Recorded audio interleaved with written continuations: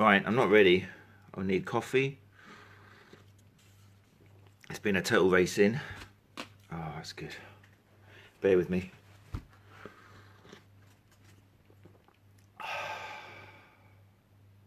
Okay. Sorry, bit of a hectic train trip. Okay, so obviously no one's watching because this is more therapy for me than for anybody else. But like I say, if you do join us or you watch this later on, then leave some comments. It's only the second one I've done. And the fact is because I'm here in clinic in Studio 57 in Hove and Stride UK. And I thought every Sunday morning at 9 o'clock I'd just do a little 15-20 minutes. Maybe on something I've experienced during the week. Maybe something I just thought of the night before. Yeah, so there we go. You may like it, you may not, but either way, just leave some comments. And if you want me to talk about something different, leave some comments. If you want me to shut up, then just leave the comment and I will go away. Anyway, so, excuse me. So yes, I've only just calmed down from a few days ago. A few days ago, I was livid for about 6 hours, which, as anyone who knows me will know, is not in my character. I don't get angry very easily at all. But it was brought about by a person who came in to see me and very concerned over a particular issue. Obviously, I can't go into too much details because of client confidentiality and all that. But I looked at her notes, and the notes included various letters from orthopaedic surgeons, consultants, and one of the things that stood out on a letter from an orthopaedic consultant was this sentence, which is going to be out of context, but even alone it annoyed me.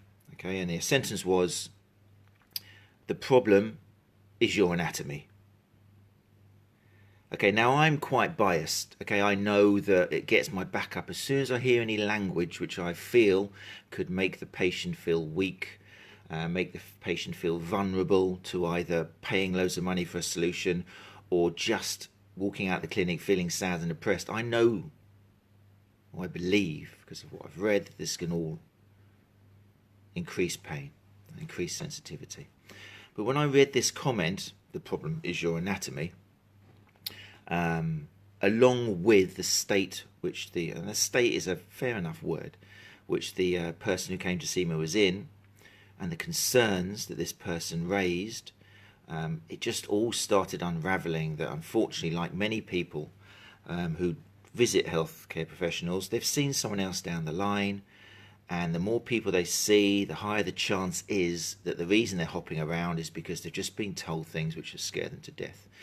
And that's the subject of this little chat today on Sunday morning. The topic of how important what you say is with regards to pain, which is essentially is why people come to see us in clinic. If you're not familiar with what I'm talking about, then I suggest you go pretty much straight away. If you're a therapist, then go and get in contact with, or go and watch on YouTube some David Butler, Laura Mosley, maybe read some Louis Gifford, maybe some Mike Stewart of nopain.co.uk. There's lots of information out there now. It seems like lots to me because I'm in the centre of the hub, but obviously it's not filtering out nearly as quickly as we'd like. Arthur. Hello, Arthur. Sorry, Anna, I should have said hello to you first, but hey, Arthur, how's it doing? Fantastic osteopath, one of the good osteopaths who worked for us before. Anyway, so yeah, if you're not familiar with some of the concepts I'm talking about, if you're not familiar with the word catastrophization, then check out Mosley, Butler, Mike Stewart, Louis Gifford. If you are familiar, then hopefully this will just go over ground. If you're a person who suffers from pain, then bear with me because some of this might be a bit technical, and I'll explain why in a minute. Anyway, the language we use is so important. Research shows that, how should we start? Let's start with the concept that pain is not the same as injury. It's not a measure of injury. Okay?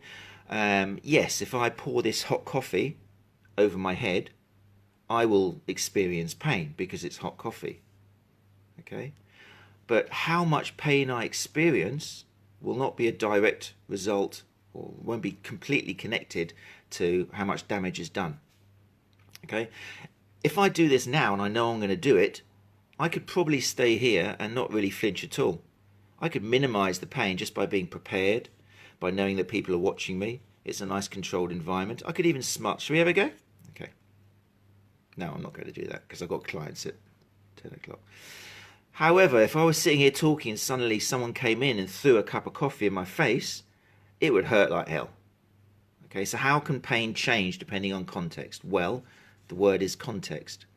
Okay, pain is not a measure of injury. Okay, it's actually a protective system from our brain and nervous system, which either warns us that damage has happened, but in effect it doesn't actually do that. It warns us that thanks to the feedback it's receiving, it believes that damage is either going to happen or has happened. And that's a very important difference, because the idea of pain is an alarm. Okay, it goes off when it feels that we're in danger. Okay, this explains how, for example, a lot of the modern pain science came about with the war, people with having lost limbs and still feeling pain, phantom limb pain. If pain comes from tissues, how can you experience pain in a foot that's not even there? How can you experience pain of an ingrowing toenail, which the toe isn't there? The last time he felt that was 10 years ago when he had a foot. My apologies if this is kind of teaching therapists out there to suck eggs, but I'm also hoping these will mean something to just general people as well. So we know that the language we use can make an effect on the pain levels that people we see feel. People going into an operation, if they're explained what's going to happen, for example, I think it was with hip replacements or knee replacements, if they're explained what's going to happen, if they're talked through it, if they're calmed down, then after the operation they hurt less.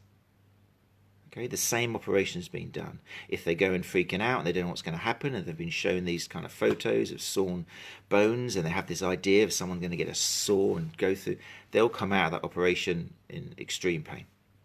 Okay, in there. Okay, we're not saying it's all in your head. It kind of is, because it comes out your head and your nervous system, but we're saying that what we feel, remember, what we believe, what we see in a book, on a DVD, what we hear from the therapist's mouth or from the healthcare professional's mouth can perpetuate pain, it can make it worse, and it can also make it less. The same way as mummy telling us everything's going to be okay, it's okay, there's no blood, makes the pain go away if we're young. Okay, there's not a lot of difference between how we deal with pain as kids and how we manage to get over it when someone gives us an ice cream compared to how we are as adults. Okay, it's not as different as we may feel. So anyway, I'm rambling. So if you've just joined us, I'm explaining why I was so annoyed to see in this letter from an orthopaedic consultant and the sentence, the problem is your anatomy. Okay. Now, to many of us, you might not freak out about that, but if you're somebody who's already got a collection of injuries and pain, already they're not feeling very confident in their body. A lot of the time, runners, for example, you always say, my body's let me down, this leg's letting me down. It's always this idea, this battle between us and the part that's hurting. If a healthcare professional comes along and adds to that idea that your body is letting you down, that your anatomy is the problem, okay, even if it's not made with bad intention, even if it's made to try and explain what's going on, and the follow-up is actually a valid point, humans are just going to remember the bad stuff when they're in pain. Okay, you can blah, blah, blah, blah, blah to a patient and say, the problem's your anatomy, but don't worry, we can do something about that. Forget the don't worry bit. All they're going to remember is, the problem is my anatomy. Okay, and we know this as healthcare professionals, because day after day they come to us and they say, oh, a podiatrist told me that I've got fallen arches. They told me I need to wear these orthotics the rest of my life. A chiropractor or osteopath or whatever told me that my spine's out of alignment. I'm naturally out of alignment, I need clicking back into place. A sports therapist has told me my glutes don't activate, that's the problem. I had one of them, I have them every day. But a guy the other day who was so strong and big and muscly, and I'm sounding like I fancied him, but I'm just trying to say, he's standing there and he's this massive muscle and he goes, I know my glutes don't work. And I'm like, I have to hold it in, because for him to say that with the physique he had and the accomplishments he's got in terms of running, it just inside I'm going, how can you say that? So depending on the person, I might try and say, well, the fact you walked here today kind of tells me your glutes do work. Okay, you have to be careful how you, if you're a clinician listening to this, you've got to be careful if you use a sense of humour or not. But it's important to dispel these myths, because one, it can perpetuate pain, and two, it can lead to this person embarking on this corrective exercise idea of trying to get their glutes working again, which is probably not the source of the problem. Their glutes work. Okay. So yeah, the language we use.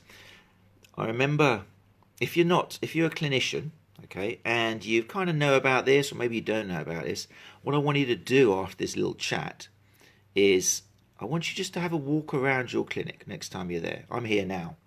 And just have a look how many things in there could cause catastrophization, or could cause a sense of a patient or person feeling weak or vulnerable.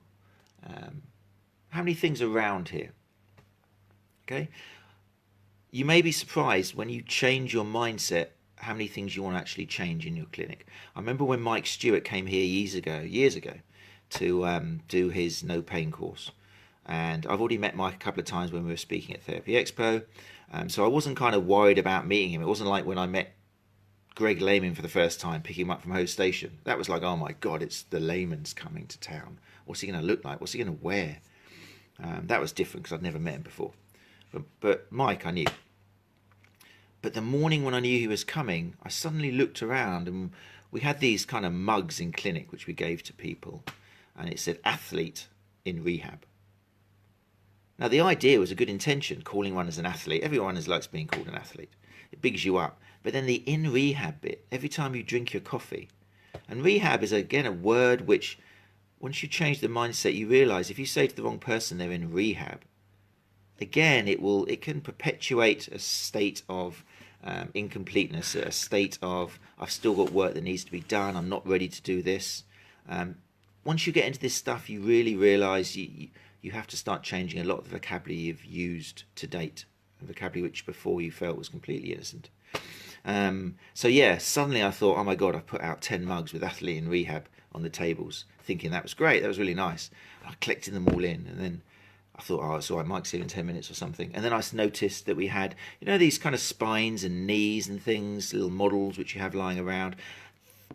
They kind of make a clinic. You think, well, that looks professional, that looks scientific. I've got a nice picture here, or not a picture, I've got a tangible, touchy spine here, and it even shows a nice red dot of a slipped disc and a prolapsed disc, and I've got a knee here with the meniscus kind of cut out and laid next to it. Again, I realised, even though I'd read about this on Mike's blogs, imagine if someone is suffering from knee pain and they walk into your clinic and they look on your shelf, as they will look around, they're already a little bit kind of, oh God, I'm here, are they going to be able to help me? And they see an anatomical model of a knee with a meniscus kind of taken out and cut in half, or a spine. They've come with back pain and they see a spine and there's a big red dot and kind of this kind of plastic oozing stuff coming out of it.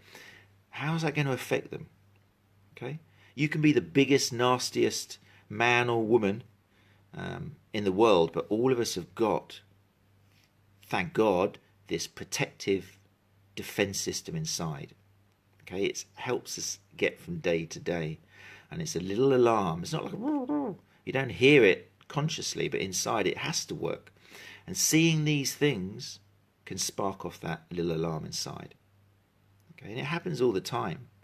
When you see something which makes you flinch, or if you see an operation on someone else's knee or something, if you're watching TV, you start rubbing your knee, okay, or you start kind of thinking, oh, my back hurts a bit after you see somebody talking about back pain, or it just happens.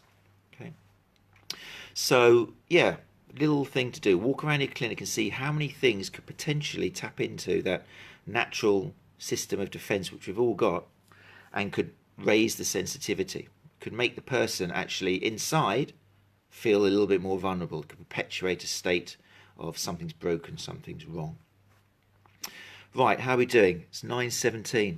I don't really want to do these for more than 17 minutes, so I think I might leave it there. Let me just have a coffee and think if there's anything else I wanted to say. no, I think that's about it. So, sorry if I've ranted a bit today, but the message is, if you're not familiar with the power that language has over people's states of pain, then get familiar with it. I've already said check out Lorimer Moseley if you like a little bit of comedy and the Australian accent. He's your man. David Butler. You could check out Mike Stewart's website, nopain.co.uk. He's got some great stuff on there. You could check out Greg Lehman if you want to kind of bridge the gap between biomechanics and pain science. You could check out Ben Cormack from Core Kinetics. Got some fantastic things on movement and pain. I could go on forever, and I'm sorry if I've missed people. There's lots of other people, so I'm sorry. I'm going to stop there. I think next week, well, I might change my mind.